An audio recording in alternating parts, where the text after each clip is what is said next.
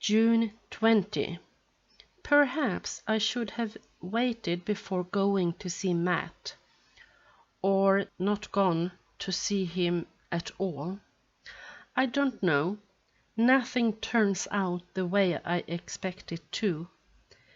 With the clue that Matt had opened a barber shop somewhere in the Bronx, it was a simple matter to find him. I remembered he had sold for a barber supply company in New York. That led me to Metro Barber Shop Supplies, who had a barber shop account under the name of Gordon's Barber Shop on Wentworth Street in the Bronx. Matt had often talked about a barber shop of his own, how he hated selling, what battles they had about it. Rose screaming that a salesman was at least a dignified occupation, but she would never have a barber for a husband. And oh, wouldn't Margaret Finney snicker at the barber's wife? And what about Louis Maynard, whose husband was a claims examiner for the Alarm Casualty Company? Wouldn't she stick her nose up in the air? During the years he worked as a salesman, hating every day of it, Matt dreamed that he would someday become his own boss. That must have been in his mind in those days when he talked about saving money and gave me my haircuts down in the basement. They were good haircuts too, he boasted, a lot better than I'd get in that cheap barber shop on Scales Avenue. When he walked out on Rose, he walked out on selling too, and I admired him for that. I was excited at the thought of seeing him. Memories were warm ones. Matt had been willing to take me as I was. Before Norma, the arguments that weren't about money or impressing the neighbors were about me, that I should be let alone instead of being pushed to do what other kids did. And after Norma, that I had a right to a life of my own, even though I wasn't like other children, always defending me. I couldn't wait to see the expression on his face. He was someone I'd be able to share this with. Wentworth Street was a run-down section of the Bronx. Most of the stores on the street had "for rent" signs in the windows, and others were closed for the day. But halfway down the block from the bus stop, there was a barber pole reflecting a candy cane of light from the window. The shop was empty except for the barber reading a magazine in the chair nearest the window. When he looked up at me, I recognized Matt, stocky, red-cheeked, a lot older, and nearly bald with a fringe of gray hair bordering the sides of his head. But still Matt. Seeing me at the door, he tossed the magazine aside. "No waiting, you're next." I hesitated, and he misunderstood. "Usually not open at this hour, mister."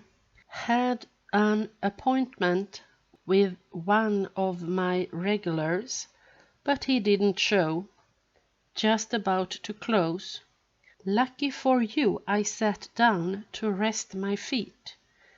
Best haircut and shave in the Bronx. As I let myself be drawn into the shop, He bustled around, pulling out scissors and combs and a fresh neckcloth. Everything sanitary, as you can see, which is more than I can say for most barber shops in this neighborhood. Haircut and shave? I eased myself into the chair. Incredible that he didn't recognize me when I knew him so plainly. I had to remind myself that he had not seen me in more than 15 years, and that my appearance had changed even more in the past months. He studied me in the mirror now that he had me covered with the striped neckcloth, and I saw a frown of faint recognition. "The works," I said, nodding at the Union Shop price list. "Haircut, shave, shampoo, suntan."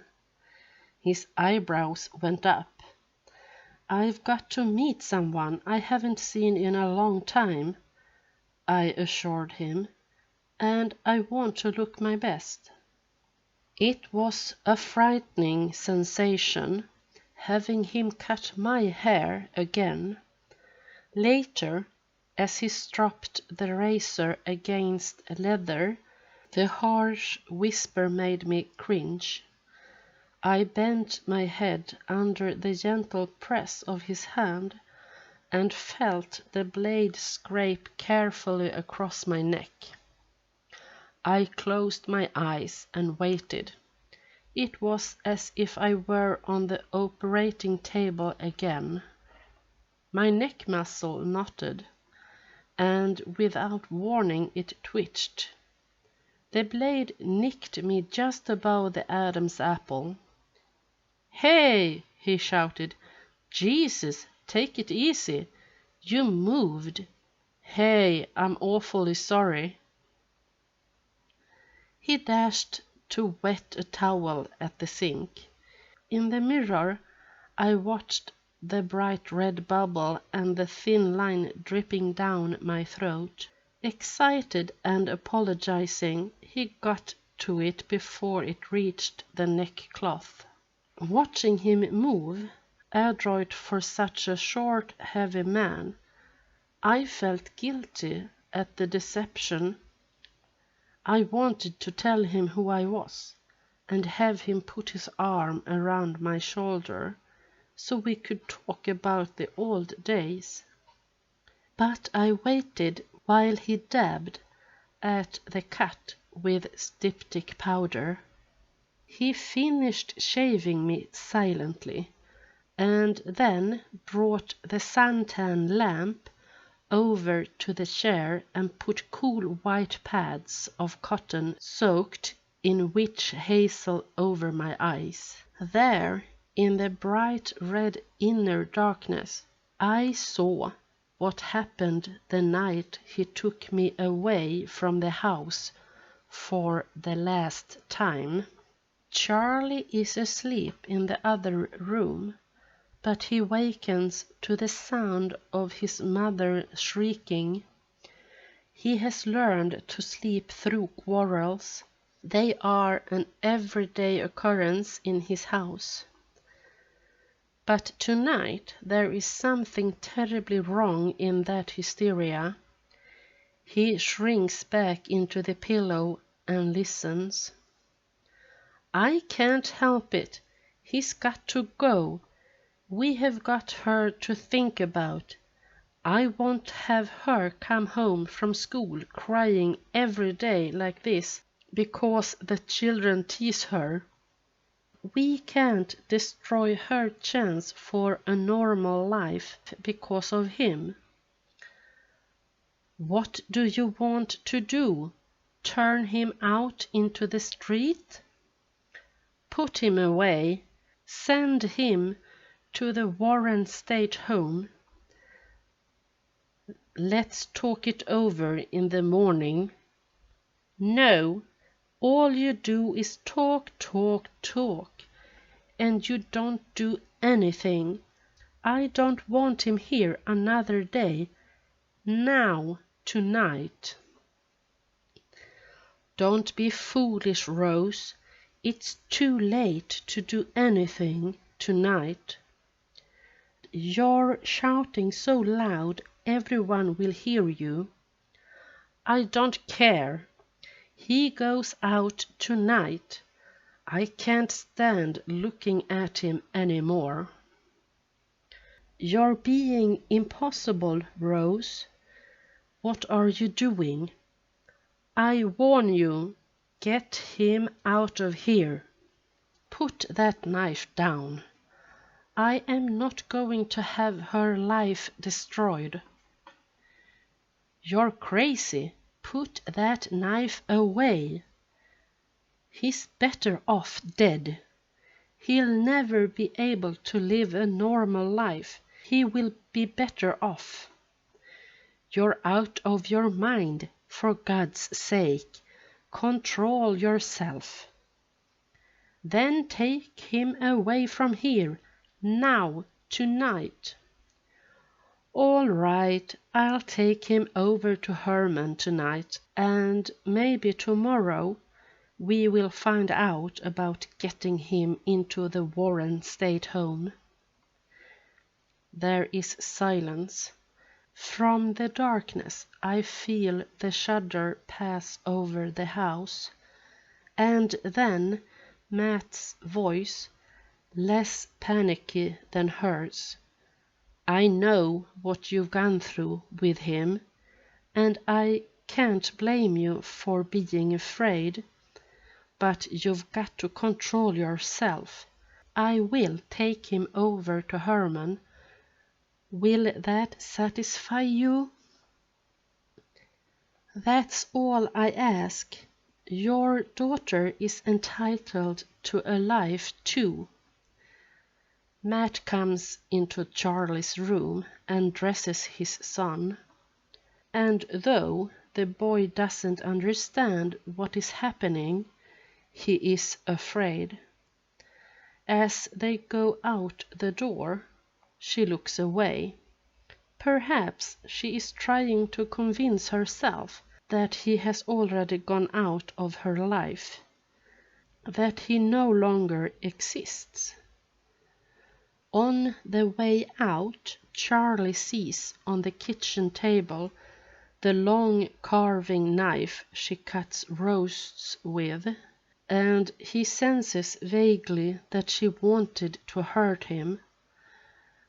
She wanted to take something away from him and give it to Norma. When he looks back at her, she has picked up a rag to wash the kitchen sink.